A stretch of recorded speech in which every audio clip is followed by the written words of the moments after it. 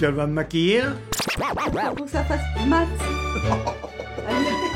Si ça peut, Alors la photo. si ça peut te faire plaisir. Mais... Oh oui, je vous ai demandé, mais... Séance maquillage. Ah oui. Si ça peut vous arranger pour vos trucs, moi, ça me...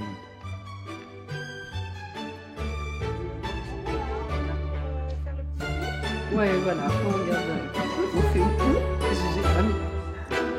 de mettre du bois dans le coin, tu vois.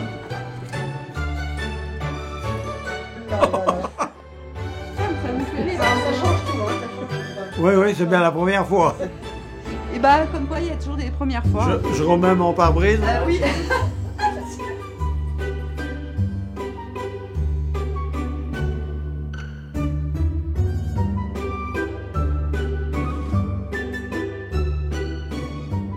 J'avais pensé qu'un jour j'aurais droit à ça. Vous allez devenir une princesse. Bah dis donc, c'est bien temps mon âge. Ah oui.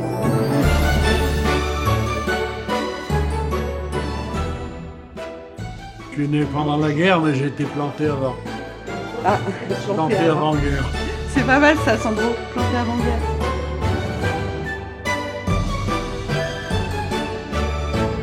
Mémoire de Charavine, Marie-Rose, scène 1. Voilà. Super, merci. Où sommes-nous? Alors là, c'est le hameau de Pagetière. C'est un des plus anciens de Charavine, je crois. Et la maison aussi est l'une des plus vieilles de Charavine. Voilà. Il y a eu des générations avant. Allez, Claude Romet, Charavine. Bonjour. Bienvenue chez vous. Voilà, bienvenue à vous. Alors, je suis né le 18 novembre 1939 à Charavine. À l'époque, on naissait à la maison.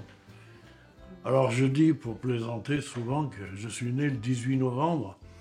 Donc, à quelques jours près, je suis conscrit avec le Beaujolais. Et comme lui, il est nouveau tous les ans, je me dis que moi, je me renouvelle tous les ans. Pas mal. Et que je pense que ça va durer longtemps. Le Beaujolais.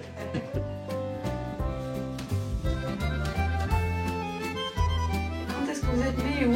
En 1944. Fin de la guerre. 12 octobre. La guerre avait démarré au mois de septembre. Et du coup, quand je suis né, mon père n'était pas là. Mon père avait été, comme tous les hommes de l'époque, quoi, hein, réquisitionné. Il était au 93, enfin régiment d'artillerie, là, basé au départ à Grenoble. Mais lui, il était avec son bataillon sur la frontière italienne, là-haut. Quand il a appris ma naissance, je ne sais pas comment, il a fait le mur, il s'est sauvé, il est revenu. Il s'est débrouillé à revenir me voir. Et du coup, il est resté 2 ou 3 jours, là.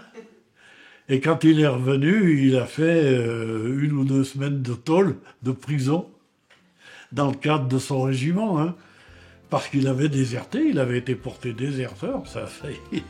Mais bon, ils l'ont pas viré pour autant.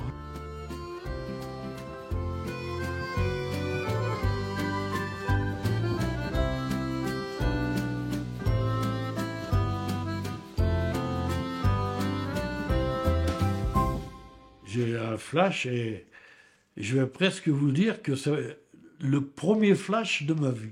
Je crois que c'était juin, hein, juin 44. Ce jour-là, il y a le capitaine Federn qui a été tué à Charavine. C'était un capitaine qui faisait partie du maquis à l'époque. Donc ce jour-là, il était monté sur Charavine plusieurs quarts de la milice. C'était la milice de Pétain, enfin la milice de... Voilà, qui était, on va dire, du côté des Allemands. Et ils étaient montés sur le secteur à la recherche des maquisards qui opéraient dans le secteur, quoi, sur Charavine, sur Bilieu, sur... Donc, ce jour-là, on voyait les cars passer. Bon, on habitait au bord de la route principale, là, et on voyait passer les cars à la route, là. Et je me souviens que ma maman venait nous choper par le callback. Elle ne voulait pas qu'on reste derrière les carreaux de la fenêtre, parce qu'elle m'a dit, si vous voyez, ils vont vous tirer un coup de fusil. Mais bref, ce jour-là, tous les hommes de la commune avaient été aussi rassemblés à la mairie, obligatoirement, pour faire, je sais pas, ils cherchaient, je vous dis, ils cherchaient des maquisards. Alors, et ces hommes sont restés à la mairie jusqu'à presque 17 heures le soir, quoi. Tout alors, les mamans étaient très inquiètes. Est-ce qu'ils vont en prendre 4 pour... Vous savez, à l'époque, ça ne matinait pas. Hein. S'ils ne trouvent pas, ils vont en prendre 4 pour les fusiller. Enfin, les gens échafaudaient des histoires comme ça, parce que ça existait. Hein, sans aller bien loin, dans le Vercors et même partout, à Forêt, dans le secteur, il y a eu des trucs comme ça, oui. Je vais enlever mes trucs, hein, parce que j'en ai beaucoup. Chacun ses trucs. C'est top. Chacun ses trucs.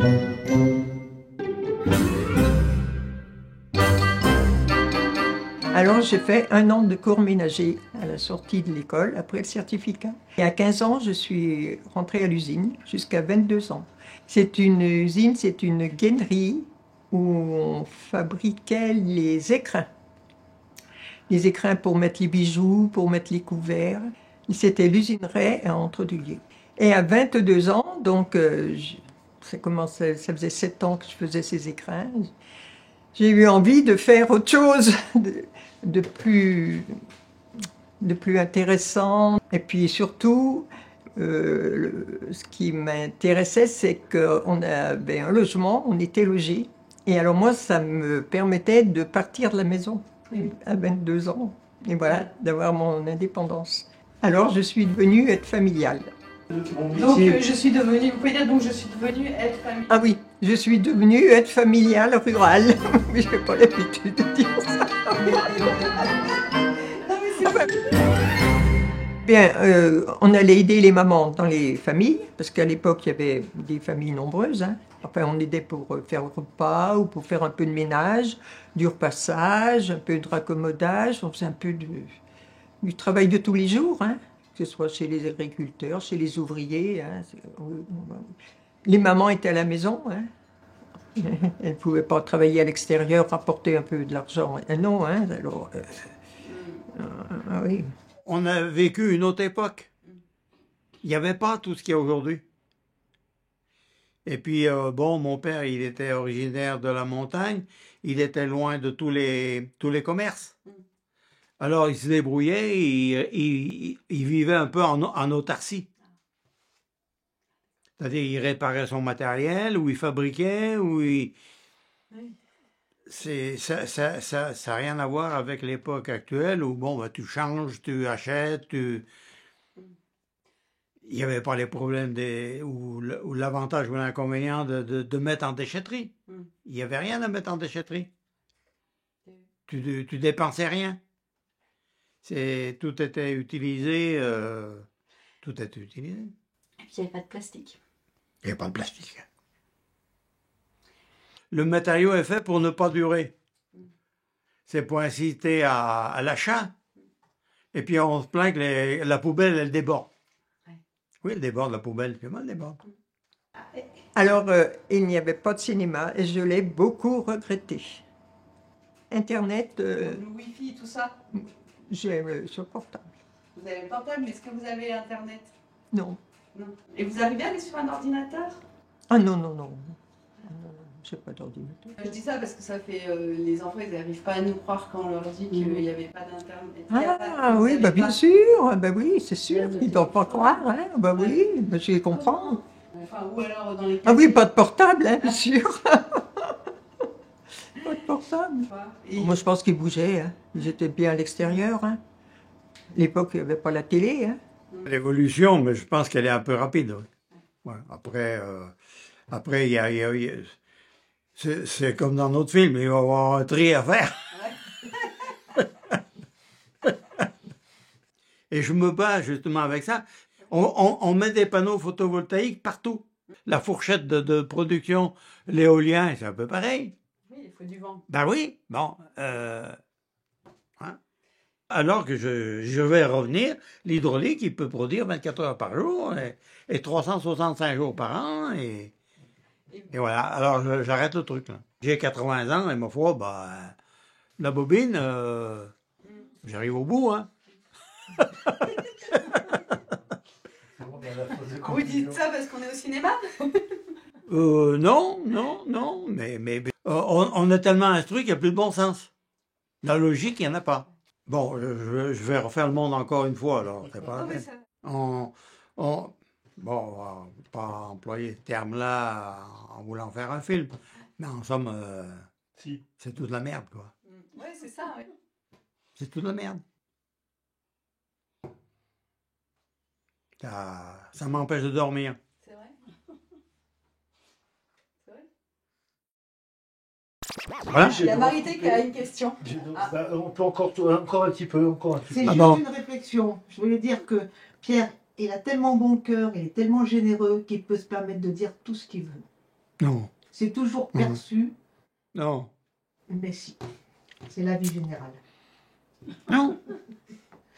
Vous trouvez que le monde est fou, quoi. Complet. Et quelles sont les bonnes solutions? La nature vous propose de quoi faire.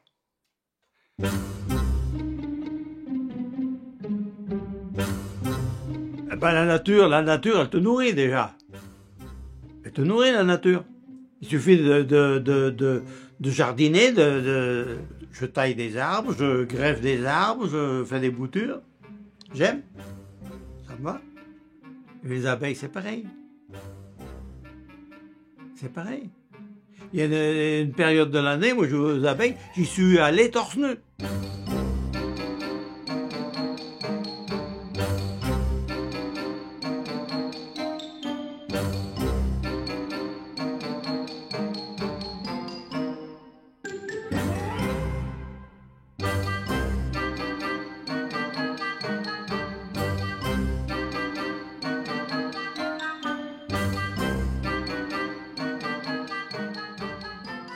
Torse nu. Bon, il faut pas y aller non plus les mains nues. Mais j'ai mon enfumoir, je fais ce que je veux aux abeilles. Mais il y a, je vous dis, il y a une complicité. Ouais. On est en osmose, si l'on veut, tiens. Tu fais pousser des arbres, tu fais pousser des légumes, tu greffes un arbre, tu mets une variété sur un arbre. C'est fabuleux, ça. C'est fabuleux, c'est tout. C'est magique. C'est magique.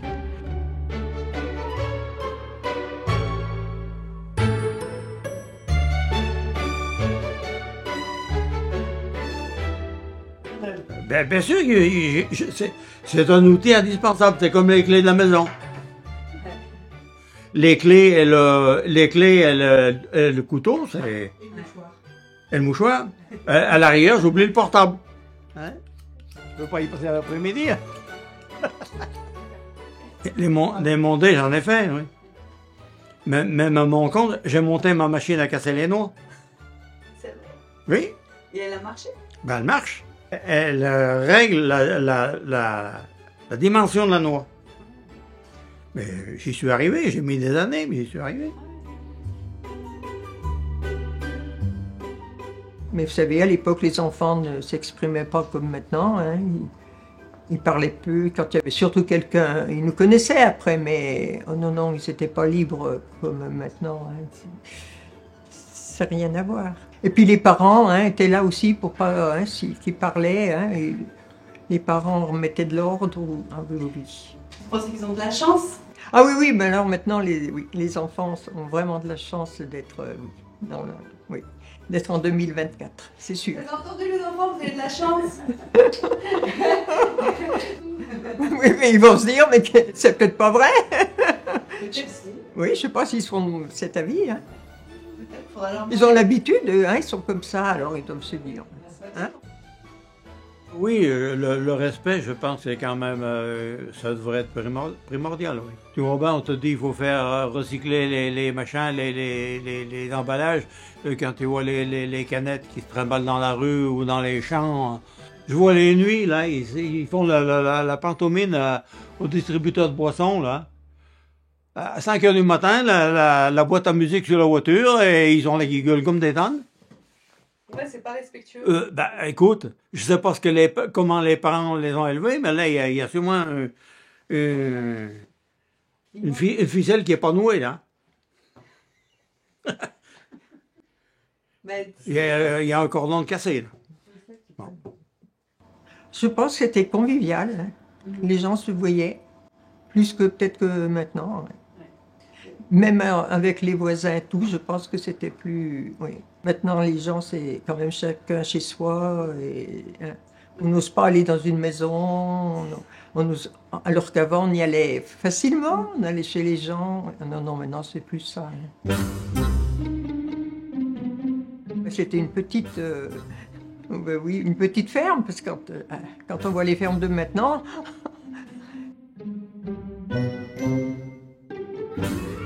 Ah ben, je faisais le travail de tous les jours, la vaisselle, du lait, je faisais... Oui, voilà. On connaît, hein. Je faisais boire les veaux. Ben oui, je faisais le travail... c'est tous les jours, il n'y a pas de vacances. Mais je pense qu'on vivait quand même normalement, hein. On faisait notre jardin, on faisait nos pommes de terre, on avait des poules, des lapins, voilà.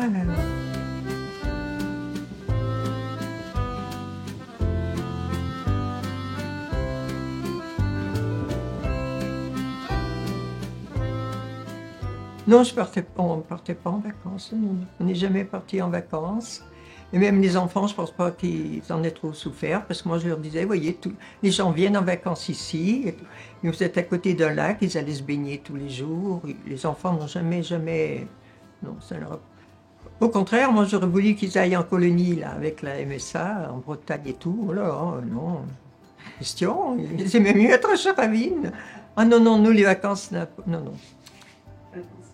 Mon mari aimait bien son métier et tout, alors, oh là là, non, non. Ouf! Oui, oui, oui, non, non, pas besoin de vacances.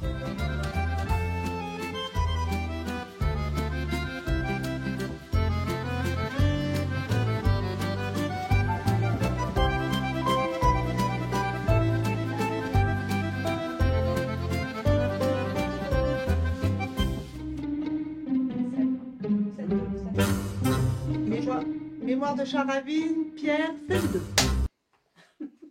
Est-ce que vous faisiez du sport à l'école quand vous étiez petit, à l'école primaire? Oui, oui, on allait en champ les vaches. Faut dire à Sophie pour pas... Oui, non, mais le sport qu'on faisait, c'est ce qu'on nous imposait. Ben, tu allais en champ les vaches, tu allais faire du bois pour le feu, pour la cuisine, tu allais au champ, tu allais arracher les chardons. Oui, non, mais oui, tu allais arracher les chardons, oui, oui. On te demandait même pas si tu voulais.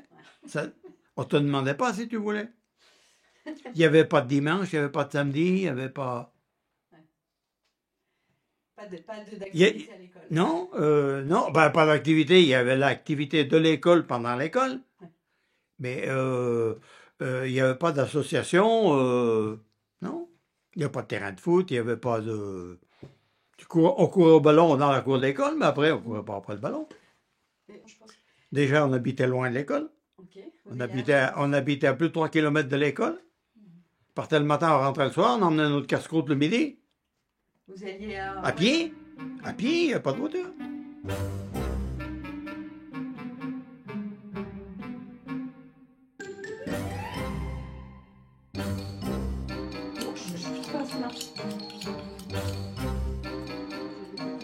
Ben, je veux pas y...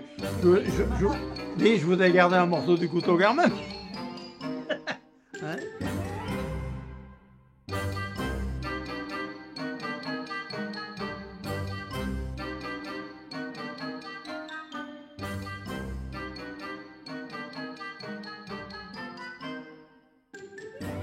Mais bon, dans une commune comme Charavine, il y avait une équipe de foot qui a été fondée dans les années après la guerre de 14, jusqu'aux années presque 1960. Il y avait une, voire deux équipes quand il y avait du monde, mais d'adultes.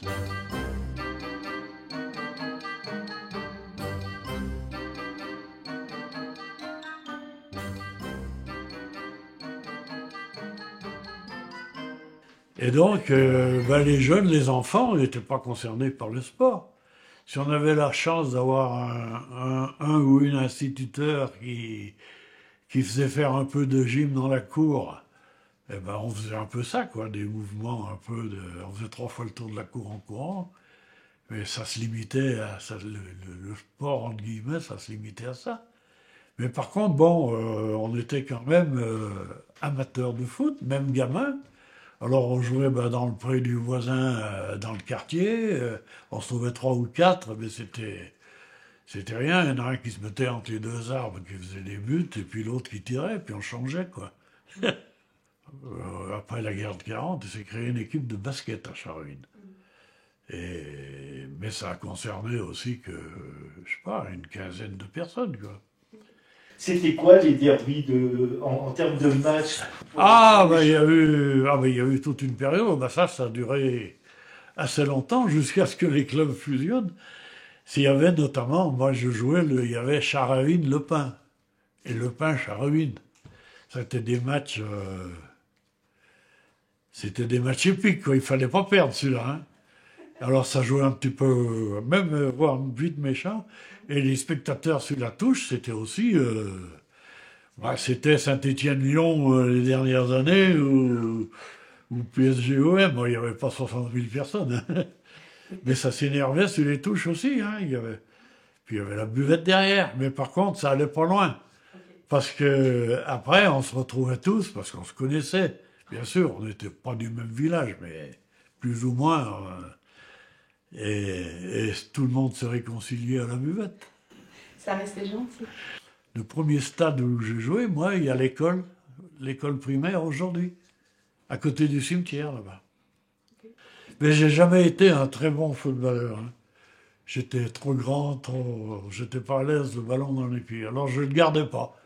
Je le recevais, je le redonnais vite, et souvent je balançais devant. Ça se fait plus, ça. Maintenant, il faut faire 25 passes pour sortir des 16 mètres.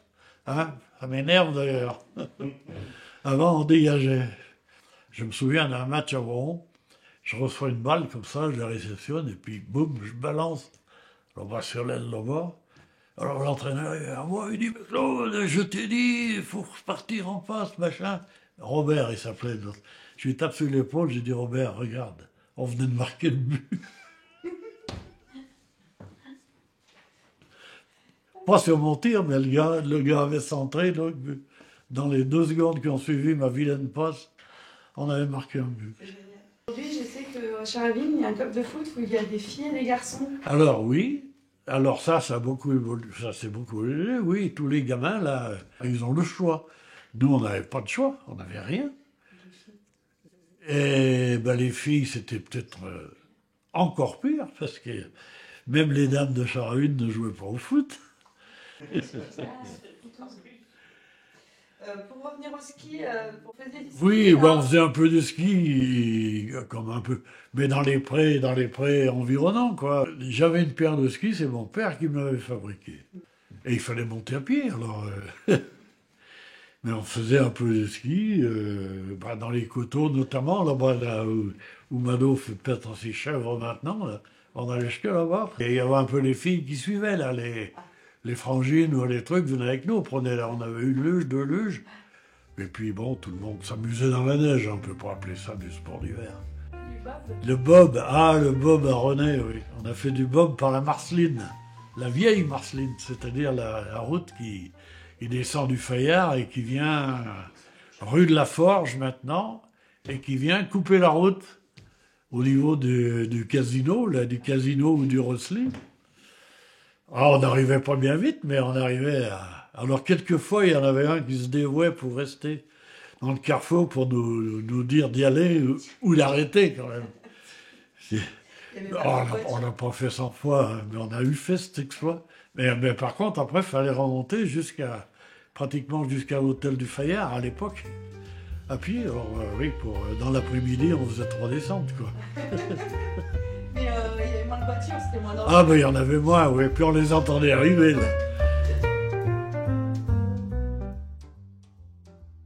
Moi, mes parents nous ont jamais interdit d'aller au lac. Mais on allait à ce qu'il y a toujours, la plage des Dauphins. Mais par contre, il y a aussi l'épisode de la Trappe Rouge. La Trappe Rouge, c'est la Fure. Enfin, je ne sais pas qui avait fait une espèce de barrage avec des planches. Donc, ça faisait une petite retenue, là, il y avait 1,10 m d'eau ou 1 mètre d'eau, au maximum. Ça faisait un peu comme une piscine, mais qui était alimentée par la Fure. Donc, il y avait un courant. Donc, on démarrait du haut, et il y avait juste Même si on savait mal nager, il y avait juste à se laisser porter et on allait jusqu'à se barrer. Une bande de copains ou de copines, c'est important dans la vie. Ah oui, oui, faut pas avoir peur de se faire des copains.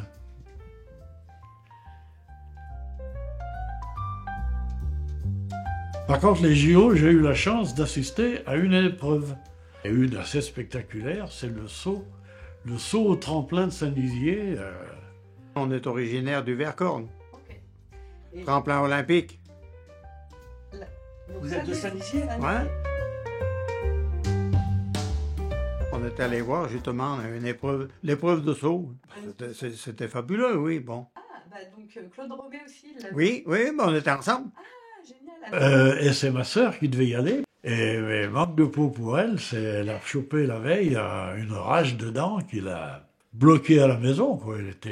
Elle souffrait beaucoup, puis elle avait une joue. Bref, du coup, on a demandé à ce que j'utilise son billet et que je prenne sa place. Voilà, et c'était très spectaculaire parce qu'on était dans des tribunes, mais on voyait sauter les gens et on avait l'impression qu'ils allaient tomber dans Grenoble. Parce qu'on voyait la ville en dessous, quoi. C'était très spectaculaire, ce tremplin de Saint-Dizier.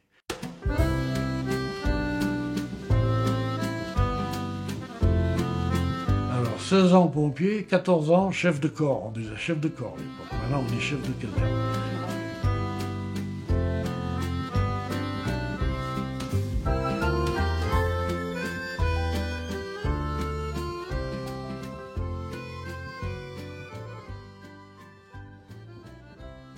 C'est pour ça que je vous ai dit que pour faire tout ça, il faut être bien marié.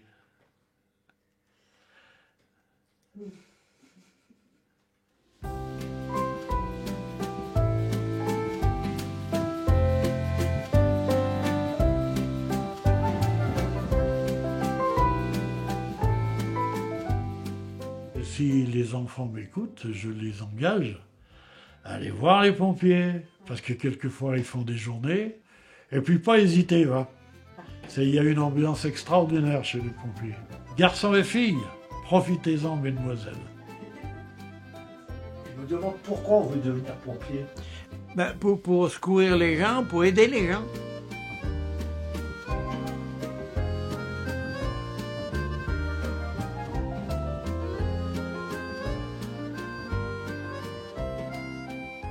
Après, c'est vrai que le secourisme, c'était pas tellement mon truc, c'était plus au niveau du général, du secours général, de l'incendie ou d'aller détruire des nids de guêpes, par exemple.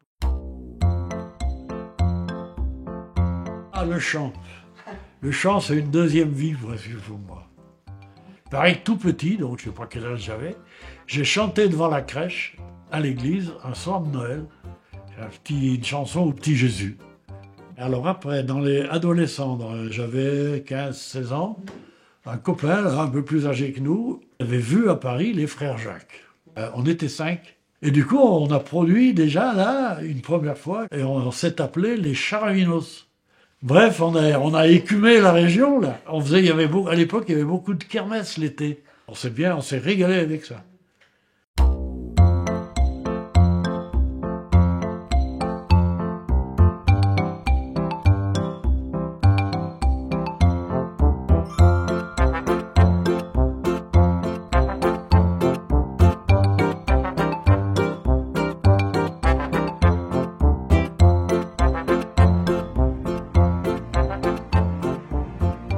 Je vous emmène à Toulouse, ma chanson fétiche.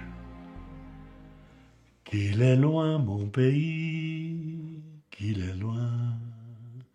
Parfois au fond de moi se ranime l'eau verte du canal du Midi et la brique rouge des minimes. Ô mon pays, ô Toulouse, ô Toulouse. Aujourd'hui, tes buildings grimpent haut. À Blagnac, Les avions sont plus gros. Si l'un me ramène sur cette ville, pourrais-je encore y revoir ma pincée de tuiles? Ô mon Paris, ô Toulouse, ô Toulouse.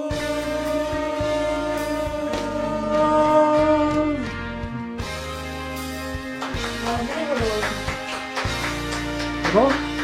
Vous allez faire ce bail ou pas? Non, non, non. C'est limité en âge quand même, j'espère. Non? Ah non, on va dire non, non. Déjà que vos micros m'impressionnent, alors là, ça va être autre chose.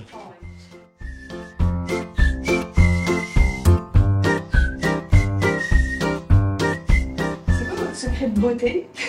Oh, ben non, non. Pas dit. C'est vous le coup de...